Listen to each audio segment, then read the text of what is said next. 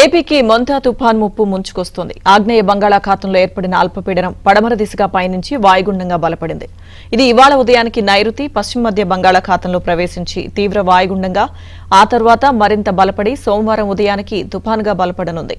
ఇది ఎల్లుండి సాయంత్రం లేదా రాత్రికి మచిలీపట్నం, కళింగపట్నం మధ్య కాకినాడ వద్ద తీరం దాటుతుందని ఐఎండీ తెలిపింది. ఇప్పటికే సముద్రం అల్లకల్లోలంగా మారింది.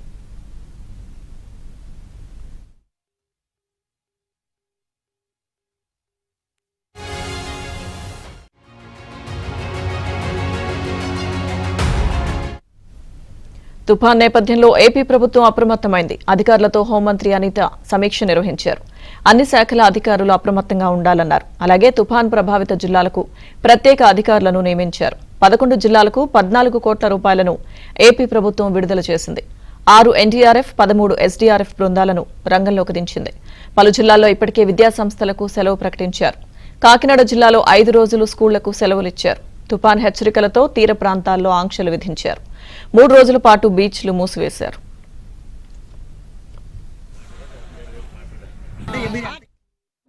తుఫాన్ మనకి ఏపీకి పొంచి ఉన్న తుఫాన్ మనందరికీ కూడా తెలుసున్నది. దీని మీద ఇమీడియట్గా గౌరవ సీఎం గారు ఒక 4 రోజుల ముందు నుంచి కూడా ప్రిపేర్నెస్కి అందరితోని కూడా మాట్లాడడం, సార్ దుబాయ్లో ఉన్నప్పటికీ కూడా అక్కడి నుంచి కూడా మానిటర్ చేసుకొని ఆల్ కలెక్టర్స్తోని, ఆల్ హెచ్ఓడీస్తోని వీడియో కాన్ఫరెన్స్ అండ్ టెలికాన్ఫరెన్స్ తీసుకొని ప్రతి ఒక్క డిపార్ట్మెంట్ కూడా ప్రిపేర్నెస్లో ఉండాలి అని చెప్పి అందరినీ కూడా అలర్ట్ చేయడం జరిగింది. మనందరం కూడా ఇప్పుడు అబ్జర్వ్ చేసుకుంటే ఇది maximum 28th midnight most probably Kakinada దగ్గర ఇది హిట్ ఇచ్చే పరిస్థితి ఉంది. అంటే 28th మార్నింగ్కి ఇది తీవ్ర తుఫాను కింద మారబోతుంది. సో 27th నుంచి కూడా కొంచెం ఎక్కువగా రైన్స్ మ్యాక్సిమం పడడానికి ఆస్కారం ఉంది. ఓవరాల్గా స్టేట్ మొత్తం కూడా రైన్స్ ఉంటాయి. ఎస్పెషల్లీ కోస్టల్ డిస్ట్రిక్ట్స్ ఏదైతే ఉన్నాయో కోస్టల్ డిస్ట్రిక్ట్స్ అన్నింటిలోని కూడా దీని ఎఫెక్ట్ చాలా ఎక్కువగా ఉంటుంది. కాబట్టి ఇది ఇంచుమించుగా ఒక 100 kmph అంటే గాలి అంటే విండ్ కూడా ఇంచుమించుగా 100 kmphతో రావటం జరుగుతుందండి. కాబట్టి దీన్ని కొంచెం తీవ్రంగానే పరిగణించి దీన్ని కొంచెం సీరియస్గానే తీసుకొని ఆ స్టేట్ గవర్నమెంట్ ఆల్ హెచ్ఓడీస్కి కూడా ఇన్స్ట్రక్షన్స్ కూడా ఇవ్వడం జరిగింది.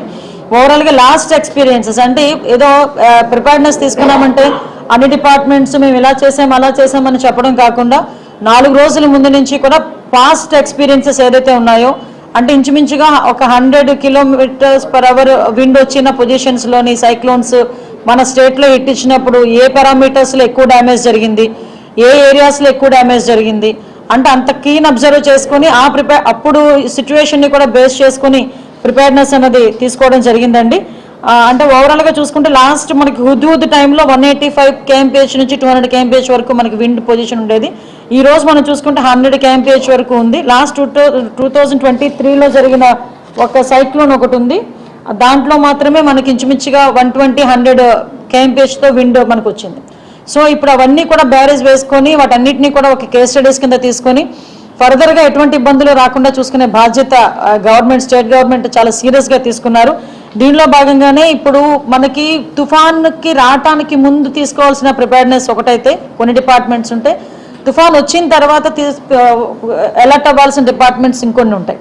సో వాటిని అన్నింటినీ కూడా డివైడ్ చేసుకొని ఓవరాల్గా ఇక్కడ మనకి డిజాస్టర్ మేనేజ్మెంట్ ఆఫీస్లోనే 27th, 28th, 29th 3 రోజులు కూడా కన్సర్న్ ఆఫీసర్స్ని ఇక్కడ మేము 24/7 లైజనింగ్ ఆఫీసర్స్ని కూడా ఇక్కడ ఏర్పాటు చేసుకోవడం జరుగుతుంది.